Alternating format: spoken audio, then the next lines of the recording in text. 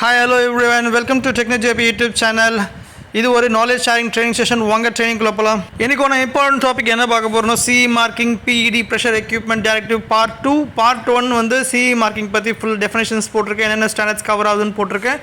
பார்க்காதவங்க அது போய்ட்டு யூடியூப் சேனலில் போய்ட்டு பிளேலிஸ்ட்டில் இருக்குது, பார்ட் 1 பார்த்துருங்க. இது ஒரு கன்யூஸ் ப்ரெசன்டேஷன், அப்போ தான் உங்களுக்கு புரியும். வாங்க அடுத்த ஸ்லைடுக்குள்ளே போகலாம். CE மார்க்கிங் PED அப்படின்னா என்னன்றது பார்த்துடலாம். CE அப்படின்றது யூரோப்பியன் கன்ஃபர்மேட்டி ஆஃப் யூரோப்பியன். அதே மாதிரி வந்து PED அப்படின்னா ப்ரெஷர் எக்யூப்மெண்ட் டைரக்டிவ்.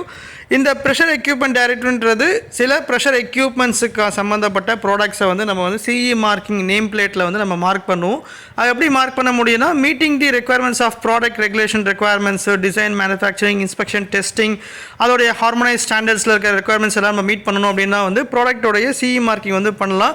அப்போ தான் வந்து நம்ம என்ன பண்ண முடியும்னா, யூரோப்பியன் எக்கனாமிக் ஏரியாவுக்கு வந்து நம்ம வந்து செல் பண்ண முடியும் கூட்ஸுக்கு. இப்போ CEPED அதோட ஸ்டாண்டர்ட் அப்படின்னு பார்த்தீங்கன்னா 2014-68 EU. இந்த PED ஸ்டாண்டர்டில் எந்த மாதிரியான ப்ராடக்ட் வந்து கவர் ஆகிருக்கும் அப்படின்னு பார்த்தீங்கன்னா 0.5 பார் ப்ரெஷர் அதுக்கு மேலே இருக்கிற ப்ராடக்ட்ஸ் தான் வந்து கவர் ஆகிருக்கும். அதே மாதிரி என்ன மாதிரியான ப்ராடக்ட்ஸ்லாம் வந்து இந்த PED 2014-68 EUவில் வந்து CE மார்க்கிங் பண்ணுறாங்க, எக்கனாமிக் ஏரியாவுக்கு வந்து நம்ம வந்து செல் பண்ணுறோம் அப்படின்றத நம்ம நெக்ஸ்ட் ஸ்லைடில் வந்து ப்ராடக்ட் வைஸ் பார்த்துடலாம். Scope of CE marking. இப்போ இந்த CE மார்க்கிங்கில் வந்து PED pressure equipment directive 2014-68 EU. இப்போ வந்து ப்ராடக்ட் வந்து meets the requirements of design, manufacturing, inspection and testing of the regulatory requirements. எந்த மாதிரியான ப்ராடக்ட்ஸ்லாம் வந்து இதில் கவர் ஆகுது அப்படின்னு பார்த்தீங்கன்னா, pressure vessels, boiler, heat exchangers, steam generators, piping systems, piping assembly and accessories, industrial valves, safety valves and valve fasteners. இந்த products எல்லாமே வந்து பார்த்தோம்னா CE மார்க்கிங் PEDயில் வந்து கவர் ஆகுது 2014-68 EU ஸ்டாண்டர்டில். Purpose of CE marking. CE marking வந்து requirement எதுக்கு அப்படின்னா வந்து ஒரு ப்ராடக்ட் வந்து சேஃப்டி அது ரெக்குயர்மெண்ட் வந்து மீட் பண்ணியிருக்கணும். அதே மாதிரி வந்து EU across EU countries, European union countries வந்து எங்கே வேணால் வந்து ஃப்ரீயாக மூவ் பண்ணிக்கலாம். அதே மாதிரி எல்லா இடத்துலையுமே வந்து CE மார்க்கிங் அப்படின்றத வந்து standards is similar to all the countries, European countries of meeting the requirements of the product quality. அதேமாதிரி protection of environmental, people and hazards. CE marking வந்து ஒரு ப்ராடக்ட்டில் வந்து நம்ம அட்டாச் பண்ணணும் அப்படின்னா நேம் பிளேட்லேயோ இல்லை ப்ராடக்ட்டில் வந்து CE அப்படின்றது வந்து யூரோப்பியன் கன்ஃபர்மேட்டி ஆஃப் யூரோப்பியன். அதில் வந்து லைசன்ஸ் நம்பர்னு கொடுத்துருப்பாங்க. 1 2 3 4 4 நம்பர்ஸ் இருக்கும். அது லைசன்ஸ் நம்பர் பார்த்தீங்கன்னா நோட்டிஃபைட் பாடி, எந்த நோட்டிஃபைட் பாடியோட நம்ம வந்து சர்டிஃபிகேஷன்ஸ் வந்து வாங்கியிருக்கோமோ அதோடைய லைசன்ஸ் நம்பர் வந்து நம்ம என்ன பண்ணிப்போம், நேம் பிளேட்டில் வந்து அஃபிக்ஸ் பண்ணியிருப்போம். ஸோ அப்போ வந்து எல்லா EU கண்ட்ரீஸ்க்கு வந்து நம்ம ப்ராடக்ட்ஸ் வந்து டெலிவர் பண்ணலாம். Can be said. Objective of CE marking. So இதில் டெஃபினேஷன் வந்து நான் கிளியராக சிம்பிளான வேர்ட்ஸில் சொல்லிடுறேன். அப்ஜெக்டிவ் ஆஃப் CE மார்க்கிங் அப்படின்றது நம்ம பண்ணுற ப்ராடக்ட் வந்து proper design, safety, inspection and testing வந்து மீட் பண்ணியிருக்கணும். So protection of people, property and environment. So pressure equipment அப்படின்றது இன்சிடென்ட்ஸ்லேருந்து நம்ம வந்து என்னென்னா சேஃப்டி அதை வந்து மெயின்டைன் பண்ணுறோம். ஸோ ஆக்சிடென்ட்ஸை வந்து அவாய்ட் பண்ணலாம். அதே மாதிரி எக்ஸ்ப்ளோஷன்ஸ், ரப்ச்சர்ஸ் அந்த மாதிரி அவாய்ட் பண்ணிக்கலாம். ஹெல்த் இஷ்யூஸ் அந்த மாதிரியும் வந்து நம்ம அவாய்ட் பண்ணுறதுக்கு. அதே மாதிரி CE மார்க்கிங் இந்த PED 2014-68 EU அந்த ஸ்டாண்டர்ட் நம்ம மீட் பண்ணோம் அப்படின்னா வந்து எல்லா யூரோப்பியன் யூனியன் கண்ட்ரீஸ்க்கு வந்து all over technicals and standards, safety requirements எல்லாம் வந்து காமனாக வந்து மீட் ஆகும். இப்போ CE மார்க்கிங் இருந்ததுன்னா இப்போ யூரோப்பியன் யூனியன் கண்ட்ரீஸில் வந்து without other certifications can be moved freely. இதுதான் வந்து objectives of the CE marking. இப்போ PEDயில் ப்ரெஷர் எக்யூப்மெண்ட் டைரக்டிவ் 2014-68 EU இதில் எந்த மாதிரியான ப்ராடக்ட்ஸ் இருக்குன்னு பார்த்தோம். Objectives of the CE marking அப்படின்னு பார்த்தோம். இப்போ என்ன பார்க்க போகிறோம்னா, அந்த சர்டிஃபிகேஷன்ஸில் சில ரெக்குயர்மெண்ட்ஸ் இருக்குது. எந்த மாதிரியான சர்டிஃபிகேஷன்ஸ் வந்து மேனுஃபேக்சர்ஸ் வந்து வாங்கணும், அந்த ப்ராடக்ட் வந்து ரெக்குயர்மெண்ட் இருக்குது அப்படின்னு பார்த்துடலாம்.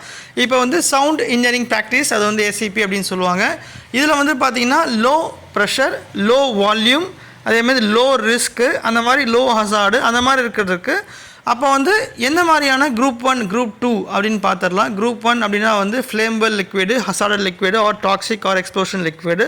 குரூப் 2 அப்படின்னா வந்து இது நான் ஹசார்டஸ்.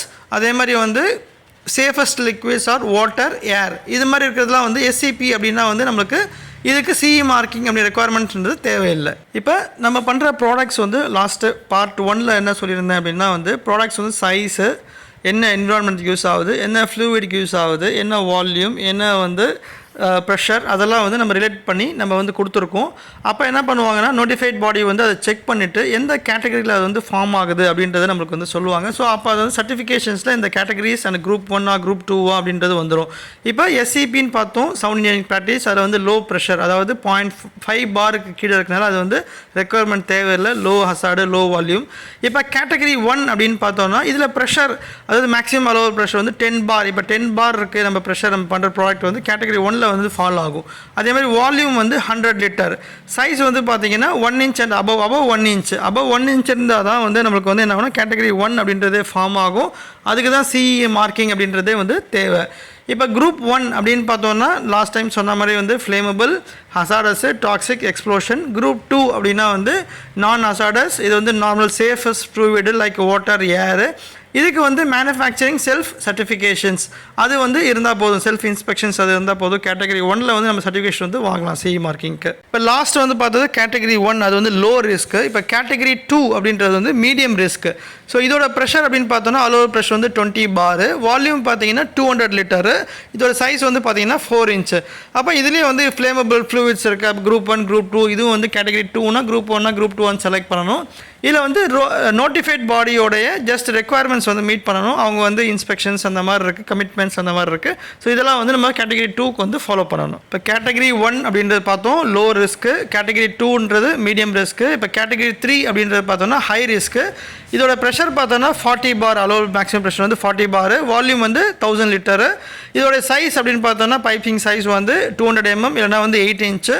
இதுக்கு குரூப் 1 குரூப் 2 இருக்கு செலெக்ஷன். இப்போ இதுக்கு என்ன தேவைப்படும்னா இன்க்ரீஸ்டு நோட்டிஃபைட் பாடியோடைய அசஸ்மெண்ட் வந்து தேவைப்படுது கேட்டகரி 3க்கு. கேட்டகரி 4 அப்படின்னு பார்க்கலாம், வெரி ஹை ரிஸ்க். ப்ரெஷர் வந்து பார்த்தோம்னா 100 பார், அதே மாதிரி வால்யூம் வந்து பார்த்தோம்னா 10,000 லிட்டர்ஸு. சைஸ் வந்து பார்த்தோம்னா இது வந்து 12 இன்ச் 300 mm. இதுக்கு வந்து குரூப் 1 குரூப் 2 இருக்குது, சேம் அதே ஃப்ளூயிட்ஸ் பற்றி வருது. இதோட இன்ஸ்பெக்ஷன்ஸ் அப்படின்னு பார்த்தீங்கன்னா full notified body assessment and surveillance. இப்போ லாஸ்ட் ஸ்டைல் நம்ம என்ன பார்த்தோம்னா கேட்டகரி 1 2 3 4 ப்ராடக்ட் வந்து எந்த ப்ரெஷர் வால்யூம் அப்படி மீட் ஆகுதுன்னு பார்த்தோம். இப்போ இந்த ஸ்லைடில் நம்ம என்ன பார்க்க போகிறோம்னா அதே ஒரு நோட்டிஃபைட் பாடிஸ் அந்த யூரோப்பியன் என்ன கொடுத்துருக்காங்க அப்படின்னு பார்த்தீங்கன்னா கேட்டகரி நம்ம செலக்ட் பண்ணுற பிறகு மாடியூல் அப்படின்றதும் செலக்ட் பண்ணணும். இப்போ மாடியூல் அப்படின்றது எப்படியான இன்ஸ்பெக்ஷன் கண்ட்ரோல்ஸ், நோட்டிஃபைட் பாடியோட இன்வால்மெண்ட் என்ன இருக்கும், மேனுஃபேக்சரோட இன்வால்மெண்ட் என்ன இருக்கும் அப்படின்றத நம்ம பார்க்க போகிறோம். மாடியூல் A அப்படின்னு பார்த்தீங்கன்னா இன்டர்னல் ப்ரொடக்ஷன் கண்ட்ரோல். இப்போ மாடியூல் B அப்படின்னு பார்த்தீங்கன்னா EU type examination. Module C வந்து conformation of type. EU type examination and conformity of type அப்படின்னு பார்த்தோம்னா டைப் அப்படின்றது சாம்பிள் எக்ஸாமினேஷன்ஸ், அதாவது meeting the design procedures, safety, அது ரெக்குவயர்மெண்ட்ஸ், இன்ஸ்பெக்ஷன்ஸ் அதெல்லாம் மீட்டாக இருக்கா அப்படின்ட்டு நோட்டிஃபைட் பாடி வந்து செக் பண்ணுவாங்க சாம்பிள். அதே மாதிரி வந்து மாஸ் ப்ரொடக்ஷன்ஸ் ஆனோடனே அது திருப்பி வந்து கன்ஃபர்மிட்டி ஆஃப் டைப், அதாவது மாஸ் ப்ரொடக்ஷன் பண்ணும்போது ப்ரோட்டோடைப் பண்ணும்போது அந்த ரெக்குவயர்மெண்ட்ஸ்லாம் மீட் ஆகுதான்னு செக் பண்ணுறது அந்த module B and module C.